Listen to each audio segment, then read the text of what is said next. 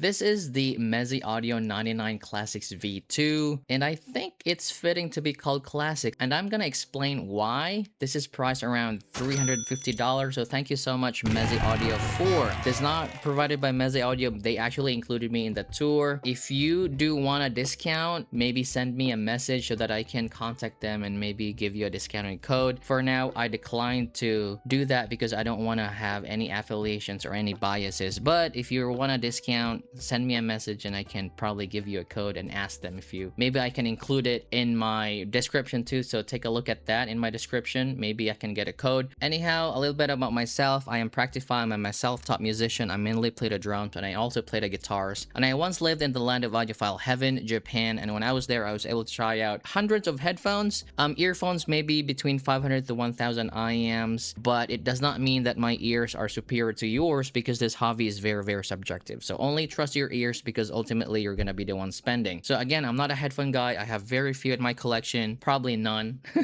because I just don't find any use case. However, let's take a look at what's in the box. So this is the headphones, but the carrying case is actually this one in here. Pretty nice, reminiscent of Dirty Minded.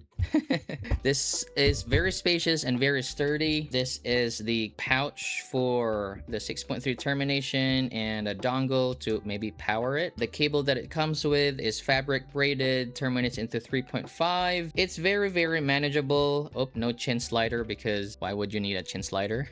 Dude, I'm so used to reviewing IEMs. I don't actually know how to review headphones. You see an indicator there for the right and left. However, in the headphones, you don't actually see a right and left in there because both sides are identical. So why would you do that? So this is the headband. It says 99 Classics in there, but there's no V2 because, you know, it's V2. Yeah, no indication on left and right. This is a 40 millimeter dynamic driver with a walnut cup in here, walnut wood, which is probably that's why it sounded like very classic-y feeling. Very comfortable. The ear cups, yeah, their ear cups are very nice. So this is what it looks like when worn. I do have a good seal. I do get a good seal on these, so you know what, I really need a haircut. But this is what it looks like without my cap. Pretty cool, actually. Very classic. It actually pairs with my glasses in here. So how do you adjust it? Are there any adjustments? Yep.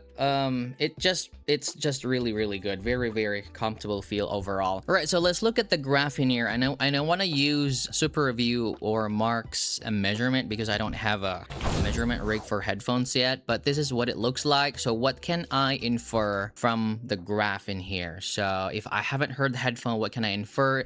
This looks like it has some good elevation there in the bass area. You know, there's some sub bass in there and mid bass and a tuck at around 250, almost 300. No coloration in the mids in there, and then peaking at around 2.5k, and then a dip, like a cliff or whatever that is. So I was worried about it at first. Like that dip is, you know, like that is the presence area and a lot of harmonics start there. It does go up again at around 5 to 6k and then treble rolls off slowly in there. So yeah, inferring from the graph, this may also, you know, like maybe they sound dark and a little bit bassy in there, and it's just a weird looking graph, right? Now, how about for listening? How do they actually sound? So I'm just gonna display the graph in there because I usually use my test tracks, right? So it's Unwell, Playing God.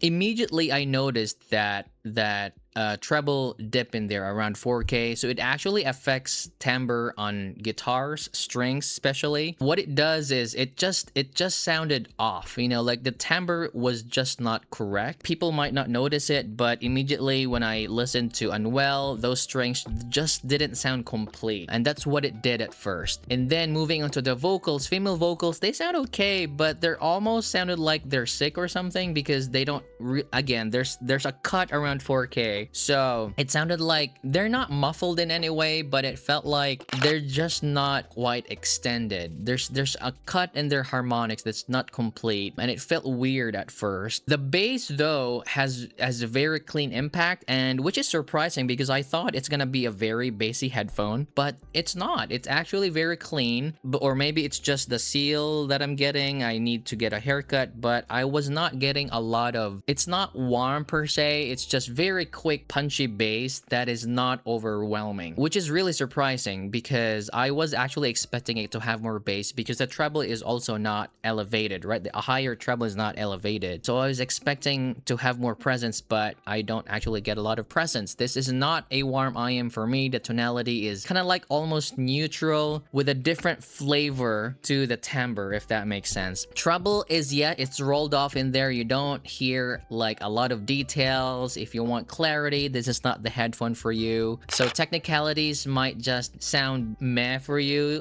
Imaging is okay. It's just standard. It's not dark per se. The treble just really, it has enough presence to complement the overall signature. So yeah, my concern really is just really that cut around the 4K, because for me it really alters timbre. Now, so having listened to many songs, I was listening to Yoroshika's, the flowers are also noisy. It does feel like it's very kind of like flattish sound of signature, almost like boring type. But then I realized something, because it reminded me of, because we have an ancestral house in the Philippines, and my great grandparents, they had this vintage speakers, wooden vintage speakers, and every Sunday my parents would play music from those, like old music. It reminded me of that. It really reminded me. The timbre is not correct, but it is very, very nostalgic. So I guess that is the point. Maybe they call it classics because they were actually aiming for that kind of sound, like vintage wooden speaker sound. And I just went to my playlist, and undoubtedly this actually has some market. I mean, that's probably their point. I mean, this is not tuned to sound like like the modern headphones, wherein you have a punchy bass, you have clean mids, you have extended highs. If you're looking for that, this is not what you're looking. This is not the headphone for you. However, if you're after that experience wherein it brings you back to like the 90s, or I don't know, like the 1900s, early 1900s, this headphone might actually work for you. And I find it very, very compelling in a way that if you want to get, because I've never heard any headphone that sounded like this. So most headphones, it's either bassy,